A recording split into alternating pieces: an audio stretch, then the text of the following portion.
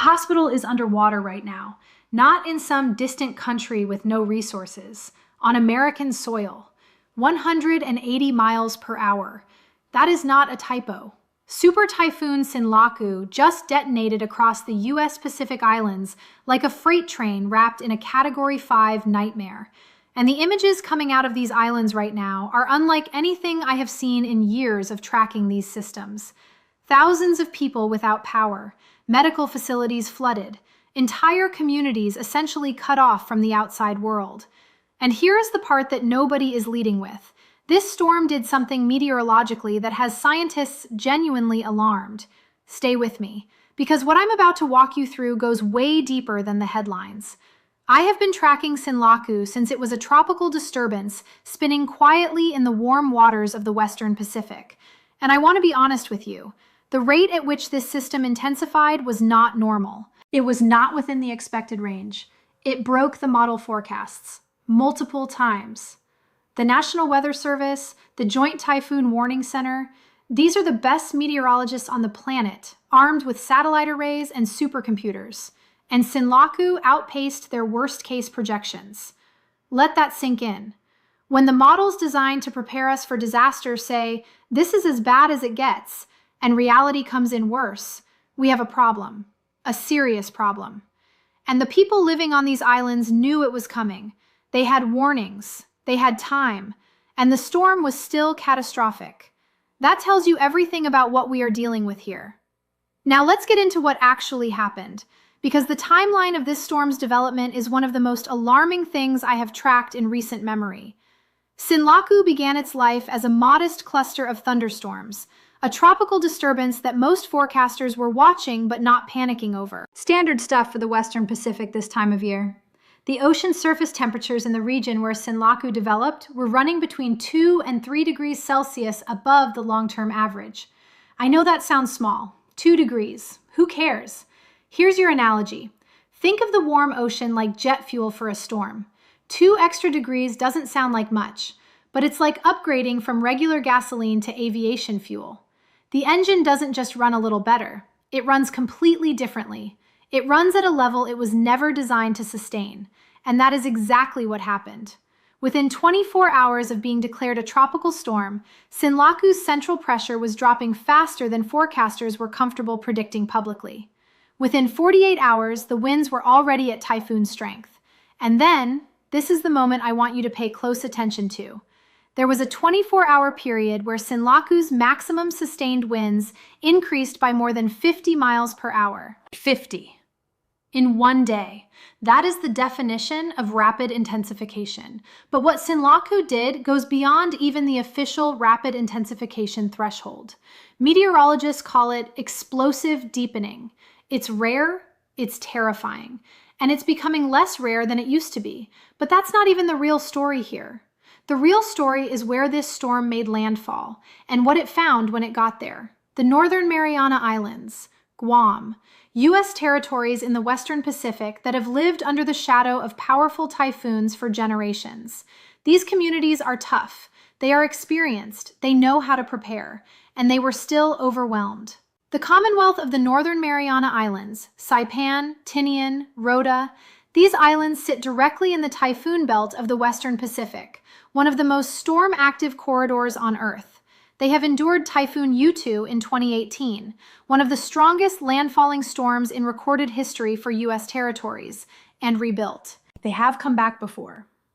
But Sinlaku arrived at a different angle, with a different forward speed, and with a moisture payload that was absolutely historic. Forward speed matters more than most people realize. A slow-moving storm is not a gentle storm. A slow-moving storm is a prolonged torture device. It sits over your island and dumps rain for hours, and hours, and hours. It's the difference between someone throwing a cup of water at you and someone holding a fire hose on you for 6 hours straight. Sinlaku moved slowly, and the rainfall totals in some areas were staggering. We are talking about over 20 inches of rain in less than 12 hours in some locations. 20 inches! In half a day. Now here is where it gets interesting. The hospital flooding. This is the detail that grabbed me immediately when the first reports started coming in. A functioning medical facility, the kind of infrastructure that is supposed to be the last line of defense when everything else fails, was being actively inundated during the peak of the storm. Think about what that means in practice. Patients in hospital beds, medical equipment that costs hundreds of thousands of dollars, equipment that keeps people alive, being threatened by rising water, staff trying to maintain care and simultaneously manage a flooding emergency. And this is happening while 180-mile-per-hour winds are screaming outside. No evacuation possible, no helicopter coming, no help getting in until the storm passes. This is not an abstract statistic. This is real people in real danger in a facility that was supposed to be where you go when you're in real danger. I'm not saying this to frighten you for the sake of frightening you. I'm saying this because the resilience and infrastructure assumptions we have built into our emergency planning for these territories are being tested in real time, and some of those assumptions are failing. That is important. That is something you deserve to know. Now let's zoom out, because Sinlaku does not exist in a vacuum, and I've been connecting dots here that I need to share with you. The Western Pacific typhoon season has been delivering these kinds of extreme systems with disturbing frequency over the past several years. Typhoon Haiyan 2013, 195 miles per hour at landfall, the deadliest tropical cyclone ever recorded. Typhoon Yutu 2018, directly over the northern Marianas. Super Typhoon Goni 2020, the strongest landfalling tropical cyclone in recorded history at the time. Super Typhoon Rai 2021, rapid intensification that blindsided forecasters. And now Sinlaku. This is not a random sequence of bad luck. This is a pattern, a measurable, data-confirmed pattern of storms reaching extreme intensity faster, hitting harder, and carrying more water than the storms of previous decades. The science on this is not controversial. It is not political. It is physics.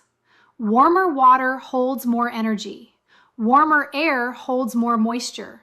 The typhoon takes both and uses both. And the U.S. territories in the Pacific are sitting directly in the path of where this physics is playing out in the most extreme way on Earth. Stay with me because what comes next changes everything. Let's talk about the power outages, because this is where the real human cost hits home. Tens of thousands of people without electricity. Now, in the continental United States, a major power outage is miserable. You lose your air conditioning. Your food starts to spoil. It's uncomfortable and disruptive, and you want it fixed immediately. On a Pacific island after a super typhoon, no power means no water pumps, no refrigeration for insulin and medication, no fans in tropical heat and humidity that can feel like standing inside a steam room. No communication, no ability to call for help or know that help is coming. And the infrastructure damage from a 180-mile-per-hour storm isn't fixed in a day or a week. After Typhoon Yutu hit Saipan in 2018, some areas were without power for months. Months. The recovery from these extreme storm events on island communities is measured in a completely different time frame than what mainland Americans are used to thinking about. Because you cannot just drive in a convoy of utility trucks from the next state over. You have to ship everything across thousands of miles of ocean. The supply chain for recovery is as complicated as the storm itself. And as I'm recording this right now, teams are assessing damage, trying to determine the full extent of what Sinlaku has done. The numbers we have are almost certainly an undercount. In the immediate aftermath, in isolated island terrain with communications disrupted, the real picture takes days to emerge. What I'm about to tell you, most people have no idea about. There is a phenomenon that researchers have been increasingly documenting in Pacific typhoons, and Sinlaku appears to be an almost textbook example. It's called the brown ocean effect in reverse. Bear with me on this one. The brown ocean effect is when a storm maintains or intensifies over land by drawing energy from saturated soils. It's normally a continental phenomenon seen over the U.S. Gulf Coast or Bangladesh. But what we are seeing more frequently in the Pacific is essentially its mirror image. Storms that maintain extreme intensity because the ocean itself has been preheated to such depth that the normal upwelling of cold water that would weaken a storm simply doesn't happen. When a typhoon passes over the ocean, it normally churns up deep, cold water. That cold water acts like a brake. The storm loses its fuel source. It weakens. But when the ocean heat content is high enough, when the warmth extends deep enough beneath the surface, that brake doesn't engage. The storm stays fueled. It stays powerful, all the way to the coastline, all the way to your island. The tropical cyclone heat potential values in the waters Sinlaku traversed before making landfall were among the highest recorded for that region. This storm had essentially unlimited fuel for its entire approach. There was no natural mechanism to stop it from arriving at full power, and it didn't. Now, I want to raise something here that no one is really talking about, and I want to be careful about how I frame this. I am not making a prediction. I am not spreading panic, but I find it very interesting that Sinlaku's track, its intensity, and its timing all align with a pattern we have seen building in the Pacific over the last several years.